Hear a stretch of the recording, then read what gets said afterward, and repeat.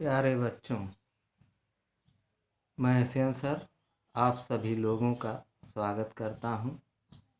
आज हम 10वीं कक्षा के गणित विषय के फर्स्ट चैप्टर को पढ़ेंगे, जिसका नाम है वास्तविक संख्याएं, रियल नंबर्स। इस चैप्टर में हम सबसे पहले कुछ परिभाषाएं रिवाइज कर लेते हैं, जिन्हें हम पिछली कक्षाओं में पढ़ चुके हैं। सबसे पहले आता है प्राकृत संख्याएं, नेचुरल नंबर्स, जिन्हें हम n से डिनोट करते हैं। प्राकृत संख्याओं के बारे में जानते हैं।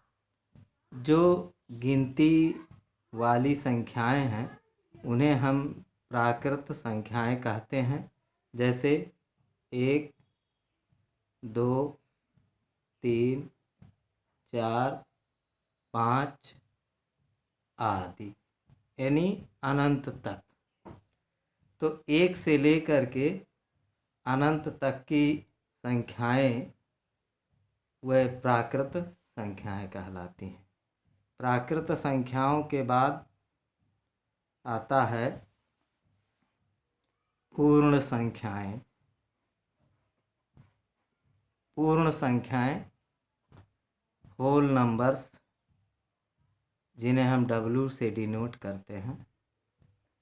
यदि हम प्राकृत संख्याओं के समूह में शून्य यानी 0 और मिला देते हैं तो ये समूह पूर्ण संख्याएं कहलाती हैं। जैसे हमारे पास प्राकृत संख्याएं हैं 1, 2, 3, 4, 5, 6 आदि, यानी अनंत तक। अब इन प्राकृत संख्याओं में हमने 0 और शामिल कर दिया तो ये अब पूर्ण संख्याएं हो गई। उसके बाद आता है पूर्णांक। पूर्णांक के बारे में हम जानते हैं। पूर्णांक इंटीजर्स, जिसे Z से डिनोट किया जाता है। यदि पूर्ण संख्याओं के समूह में प्राकृत संख्याओं का ऋणात्मक अंक मिला दिए जाएं तो ये समूह पूर्णांक कहलाता है। जैसे हमारे पास पूर्ण संख्याएं हैं 0, 1, 2, 3, 4, 5 आदि, यानी अंत तक।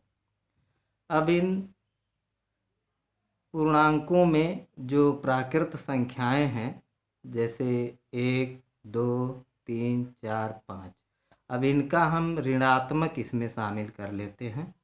यानी 1 का ऋणात्मक -1, 2 का -2, -3, -4, -5 आदि, यानी अनंत तक।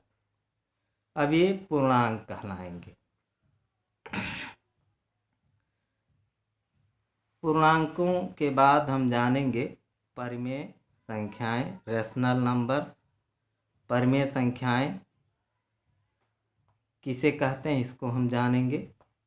जो संख्याएं P/Q के रूप में लिखी जा सकें और Q = 0, यानी Q 0 के बराबर ना हो, उन्हें परिमेय संख्याएं कहते हैं।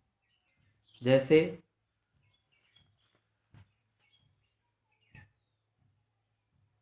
3/7, 7/5, 4 को हम लिख सकते हैं 4, इसका हर एक मान लेंगे 4/1। -3, इसको हम लिख सकते हैं -3/1। 0 को हम लिख सकते हैं 0/1, यानी ये परिमेय संख्याएं हैं।